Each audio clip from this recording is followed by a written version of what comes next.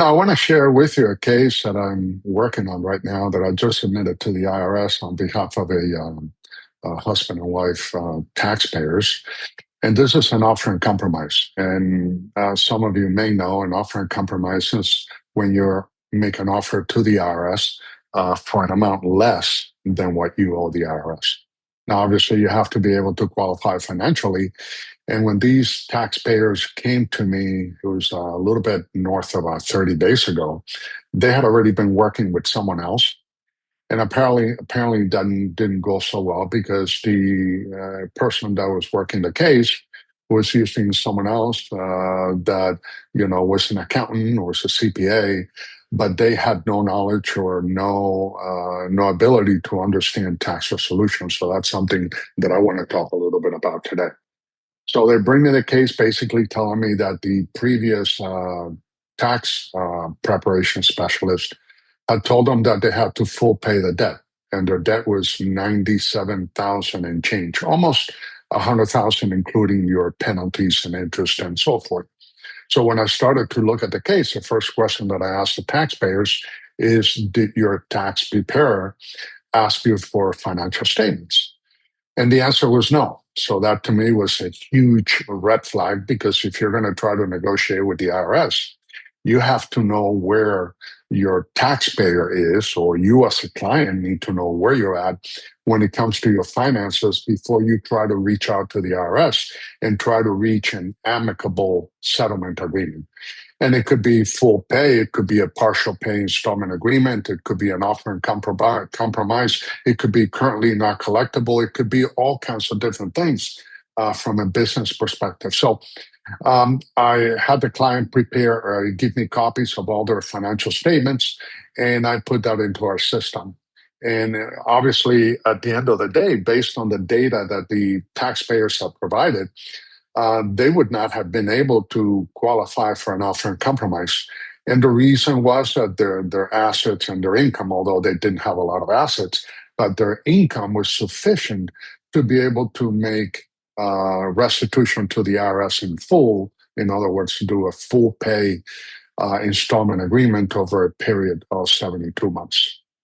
But then as I started to go through the process and identifying all the assets that they had, I noticed that they had one of their vehicles was 12 years old, and the other one was a 15-year-old vehicle.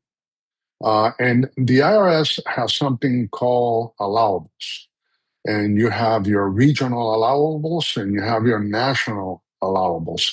That means that if you live, let's say, in the state of Florida, the IRS gives you some national allowances that you can use, to maintain your standard of living. And then at the regional level, it gets more emphasized from that perspective, because, someone living in, let's say, in Wichita, Kansas, their standard of living, owning the same amount of properties, may be totally different than someone living in New York City.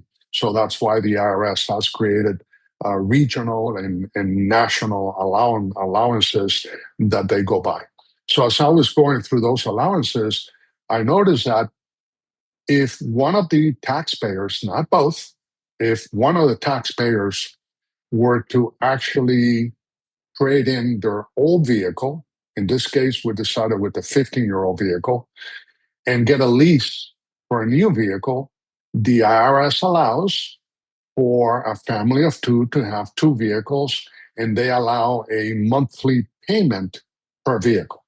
On top of that, you have the operating expenses for the vehicle and so forth.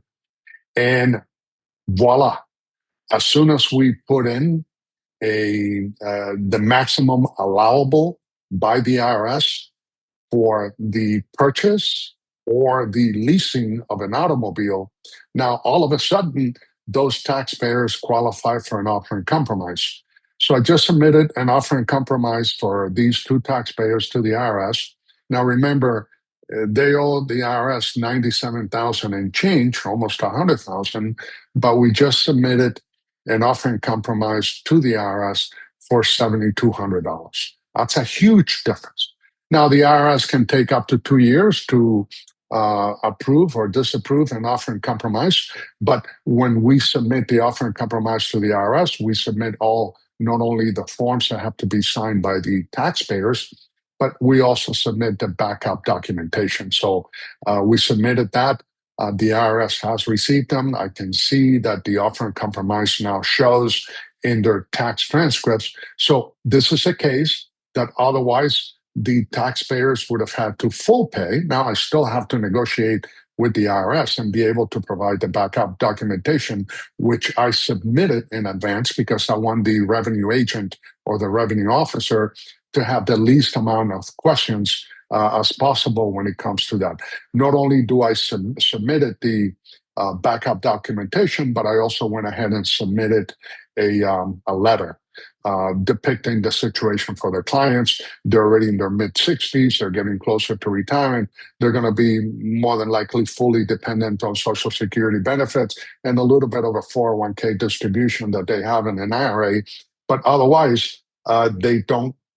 Now they don't have to, consider a full pay of the IRS debt because they have now the option for an offer in compromise, which hopefully in the next 6 to 7 months we'll be able to put away with the IRS and reason and reach an amicable settlement as an offer in compromise. So just want to give you the difference between working with tax professionals that specialize in tax planning, and that's what our firm does. We do tax preparation, we do tax planning, and we also do tax resolution. So if you want to schedule a private consultation with me at no cost or obligation on your part, please feel free to reach out.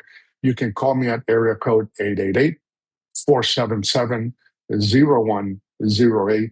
You can also send me an email at Bert, B-E-R-T, at gablestaxgroup.com. And, feel free to reach out. And I would look forward to schedule a quick call with you. We can do a video conference, 20 minutes, and determine whether our firm can feasibly help you minimize your tax liability with the IRS while you stay in compliance and you fulfill all your goals and objectives. So thank you, and I'll talk to you soon. Take care. Bye-bye.